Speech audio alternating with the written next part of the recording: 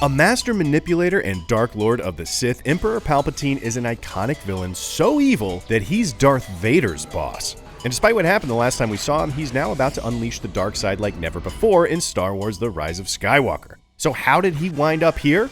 Let's run it all back. He's the Phantom Menace himself. This is Palpatine in 5 minutes. Do it.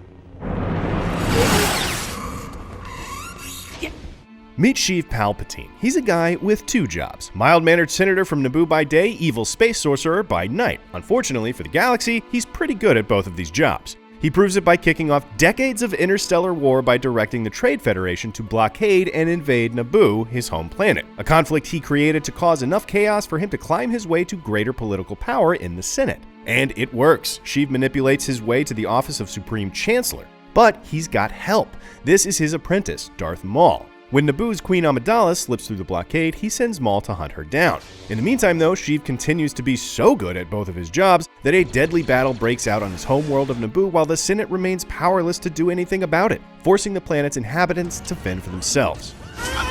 He eventually loses his apprentice, but that's okay because he's already got a possible replacement in mind. 10 years later, and Sheev is still working 2 jobs. As Supreme Chancellor, he leads the Senate, and for his side hustle as Dark Lord of the Sith, he secretly commands the growing army of Separatist forces. He pits both sides against each other as he tightens his grasp on the galaxy. He plotted to have Senator Padme Amidala assassinated. He manipulated the Republic into enlisting a massive army of clones.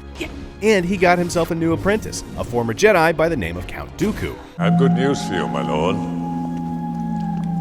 The war has begun. From behind the scenes, Sheev starts a war between the Republic and the Separatists, all while starting construction on a secret weapon capable of destroying an entire planet. 3 years later, and that war is raging throughout the galaxy, while Sheev Palpatine still commands both sides. He allows himself to be kidnapped all so he can tempt a young Jedi toward the dark side by killing his old apprentice. He corrupts Anakin Skywalker by isolating him from the Jedi Council and filling his head with dark side fairy tales. When the Jedi finally figure out that Palpatine is a secret Sith Lord, they try to arrest him. Don't let him kill me!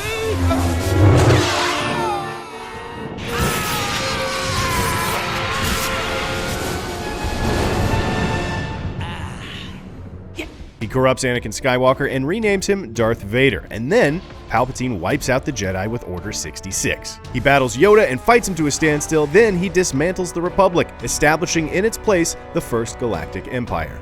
The ultimate ruler in the galaxy, Emperor Palpatine then begins construction on the first Death Star. With his plans coming together, he's sure to be a major player in every movie in the franchise moving forward.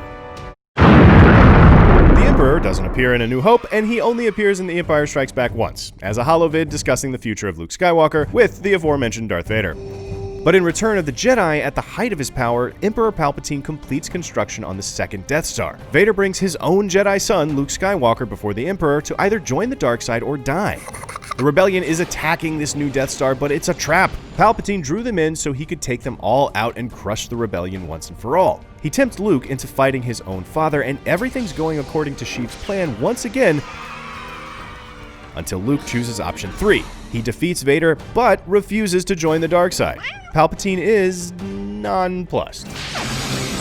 Except that doesn't work for Vader, who has finally had enough of Sheev Palpatine.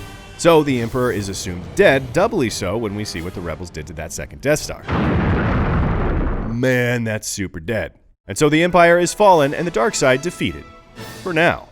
2 movies and 30 in-universe years later, we haven't heard from the Emperor, but the revelation that he would appear in The Rise of Skywalker suggests he was just being a Phantom Menace again. We'll find out just what old Sheev has up his sleeve when The Rise of Skywalker hits theaters on December 20th.